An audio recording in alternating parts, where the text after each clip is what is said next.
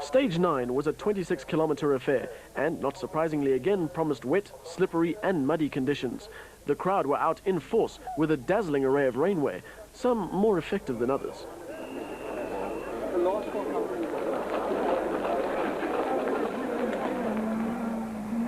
Hergen Fekken continued where he left off, pushing hard and proving why many believe he has all the makings of a champion, if only all that potential was reflected in the results.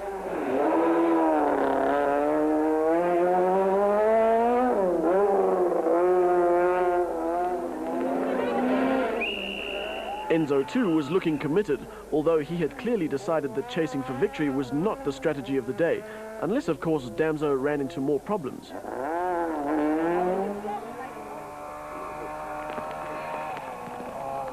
For Lawrence, on the other hand, the rally was an event best forgotten.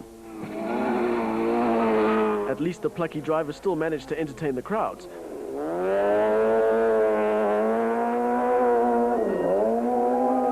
That wall will never be the same again. Get out of stage 8, but they should be next. Having slipped to within the grasp of the Polos, Damso needed a good stage and he took 10 seconds off Enzo and 29 seconds off Fekken.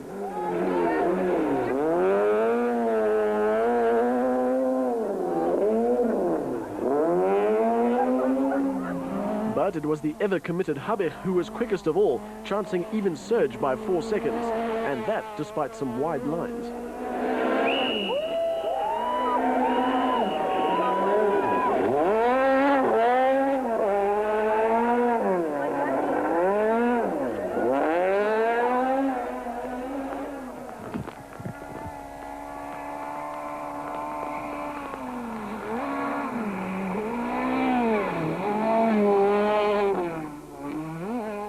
Behind the top guns, the conditions were also playing havoc with the smaller, less powerful cars. In A5, the tussle between Houghton and Zulu continued unabated, with the pair swapping stage bests. The rivalry between the two crews has been a highlight of the season, and both are hoping for drives in quicker machines next year. The A5 class is also favourite territory for privateers, who find the mix of affordability and performance just right. Pete Buckus took the slippery stuff in his stride. As did Malherbe, who wasn't about to be intimidated by a little bit of water. Houghton too kept his foot flat through the water splashes.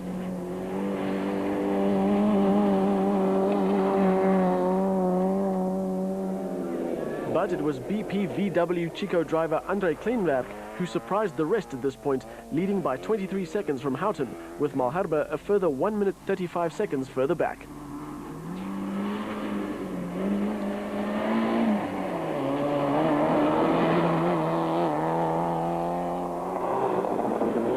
With some blue sky starting to show through the clouds, spectators arrived from everywhere, adding to the afternoon's festive air.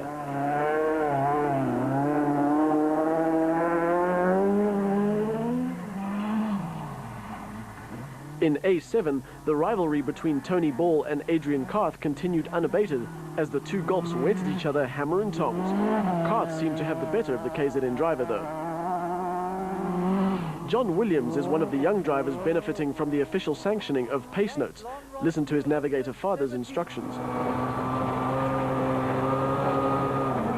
Bump left 1 in, 250, attack right 6, narrows to right 7. Over crest into left 3.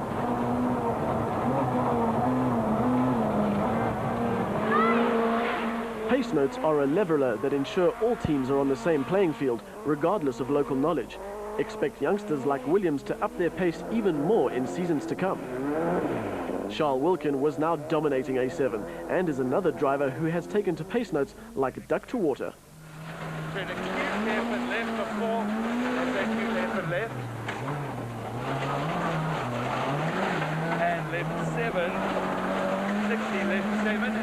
In right 9, into right 8, right 8, let's turn left 9, yeah, no cut, and left 6, caution, left 9, there's the left 9, 9, 9, 9, turn open hairpin right, and open opens to right 2 and will exit Farm through Max Gates over there. The ex-racing driver has swapped the tar for gravel with quiet confidence, and after some early hiccups, now commands his rally weapon with consummate control. Pace notes will up his consistency and could pave the way for an S2000 drive. Wilkins declared goal. Max Crest, and keep it Max for a long time. There are 2 Max Crests coming up, down at the bottom of the hill. Now in 400, think easy left right, then 600, easy left right here, 600, caution, now 500, caution, 100 before the green tank.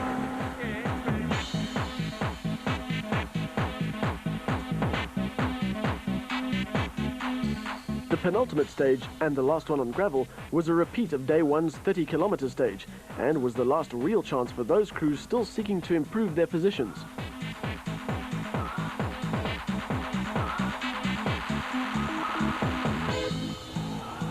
Fecken, sensing that he could still take advantage of any mishap befalling either Damso or teammate Kuhn, gave it horns one last time, and lost another fender in the process.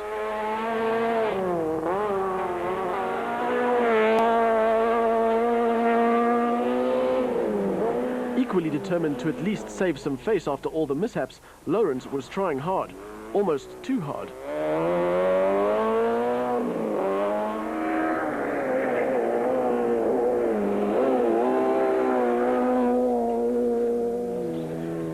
But Damso would have nothing of these challenges. Smelling victory, he wasn't about to slow down, nor open a window of opportunity for the VW Polos.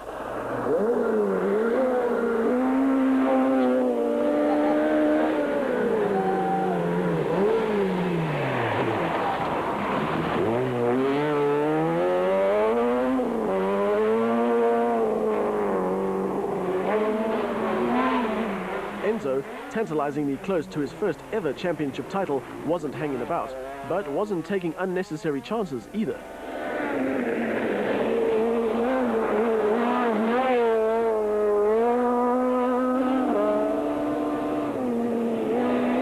The same couldn't be said for Habich, who threw all caution to the wind as he racked up his second stage win on the trot.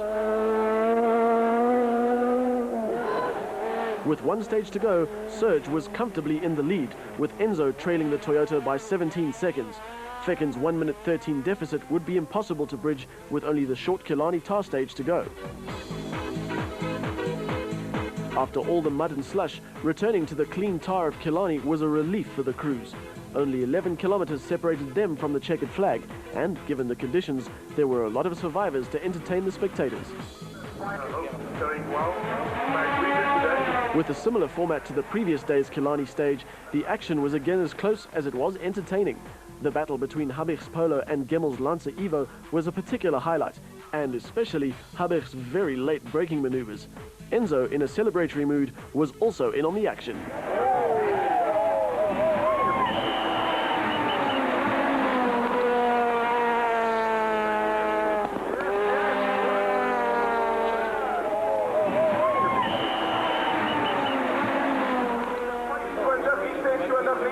The N4 steeds of Ryan, Rueda and Visser as joined by track king Wilkin. Ryan was sweating, his gearbox was packing up, but the Subaru kept going. There was action all the way down the field, with some of the late braking antics enough to send smoke billowing from the tires.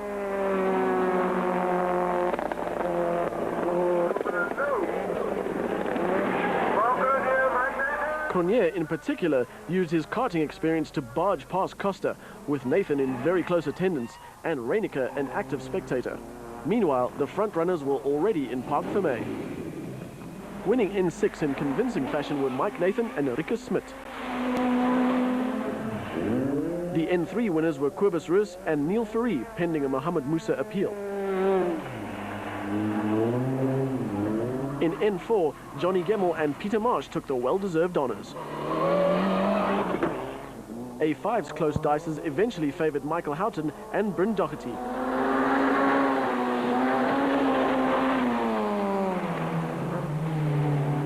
A6 went to the promising Mark Cronier and Chris Birkin.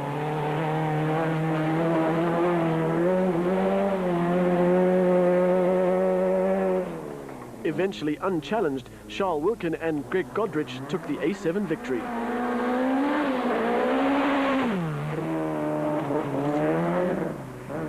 In S2000 and in overall terms, Serge Damso and Robert Paisley earned the champagne.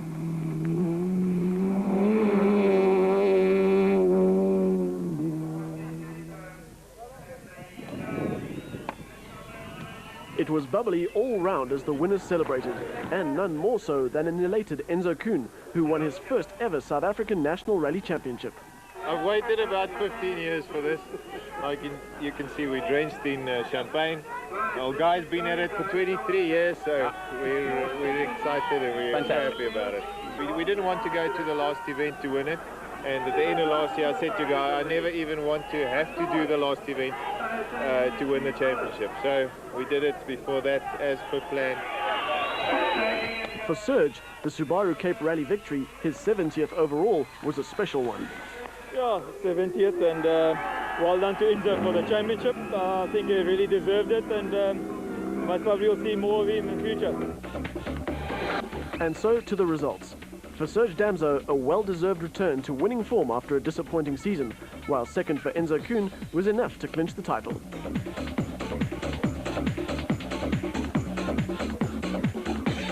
Not too many surprises here, although Gemmel's victory signals a winning form that will have the rest of the N4 pilots worried. 100 was round 6 of the 2006 ABSA Off-Road Championship, and the